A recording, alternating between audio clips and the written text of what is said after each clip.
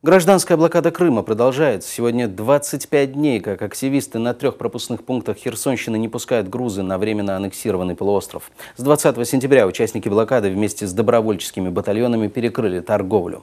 Украинский парламент до сих пор не смог отменить закон о свободной экономической зоне Крым, который позволил олигархам зарабатывать на аннексии. С утра в базах, где дислоцируются батальоны и активисты, участвующие в блокаде Крыма, прошло построение. Там же провели молебен. 14 жовтня для християн, для українців це велике свято, День Покрови Божої Матері. Для військових це особливе свято, тому що вважається, що Покрова Божа Матір є захисницею усіх воїнів. Тобто для нас, як для людей, які воюють, це, можна сказати, наше свято. Воно має дуже давню традицію. І прийнято вважати, що 14 жовтня – це є днем козацтва, днем заснування УПА. Сьогодні у нас була святкова служба, молебень був. Ось сьогодні, я маю надію, що буде святкова вечеря, принаймні нам так проанонсували. На пунктах пропуска побывали волонтеры. Они привезли для бойцов открытки и сладости, приготовленные детьми из интерната. Просто мы приехали, как громадяне Украины, поддержать крымско-татарский народ. Дети неделю готовились к этой акции, то есть собрали плакаты, флаг, открытки, рисунки, выпечку, немножко медпрепаратов, сладостей, чая. Здесь пожелания солдатам, крымско-татарскому народу, потому что мы с вами с 2014 года, с первой акции, когда женщины перекрывали трассу, 7 марта была акция «Женщины за мир без войны».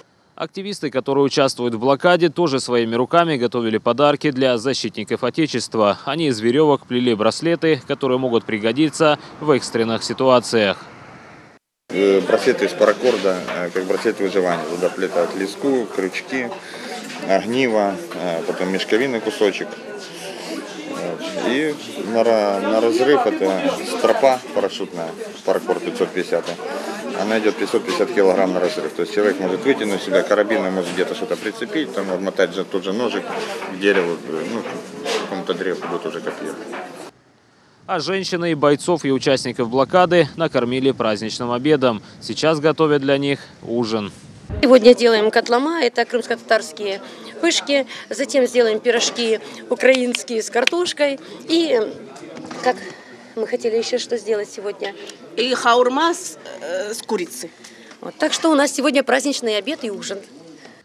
На пунктах пропуска ветер немного стих. Участники блокады благоустраивают блокпосты и сам штаб. На стенах вывешивают большие портреты крымско-татарских и украинских национальных героев. Нашего уважаемого Нумана Челбичихана уже портрет висит его.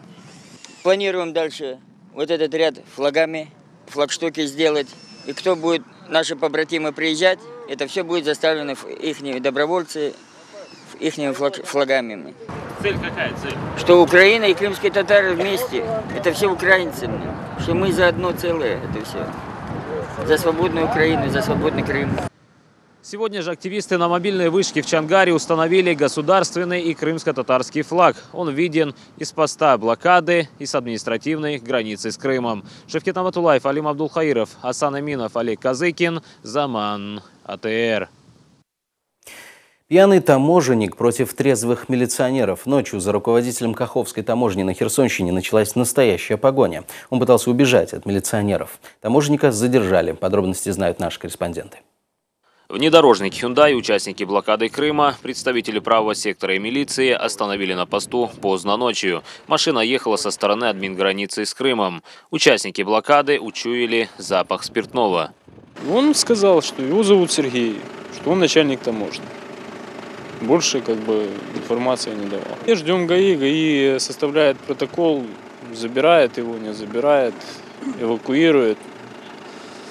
Вы же понимаете, сейчас кто-то с кем-то начнет договариваться. За рулем водитель вышиванки. При виде телекамеры прячется и закрывает окна машины. Я говорю, стекло не трогаем. Представьтесь, пожалуйста. Стекло не троем, хорошо? Представьтесь, пожалуйста. Спасибо. А при виде машины ГАИ водитель вовсе решил скрыться.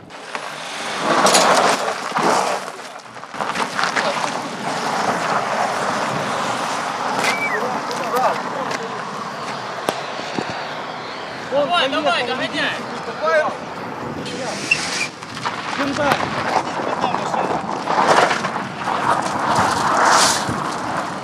Беглец далеко уехать не смог. Через несколько километров сотрудники ГАИ его догнали. Говорят, он мчал со скоростью 200 километров в час.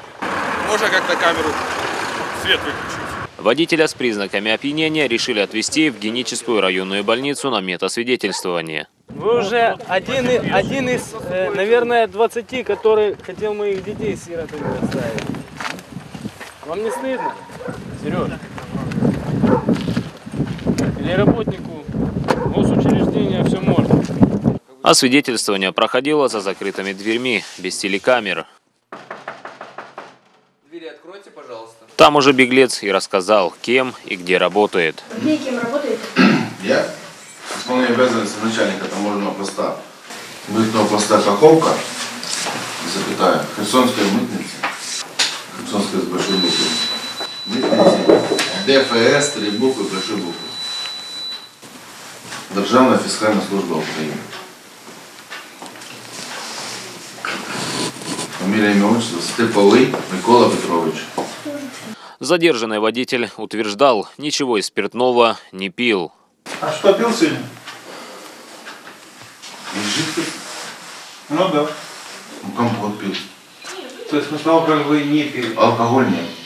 Однако алкотестер показал другой результат. Первый раз 2,2 промилле. Во второй раз, через 15 минут, показатель стал еще выше. Угу. 2,97. А допустимая норма всего 0,2 промилле. Освидетельствование показало опьянение беглеца, превышающее допустимую норму почти в 15 раз. Вы с заключением согласны, нет? Первоначальным, да. Первоначальным, да. С каким?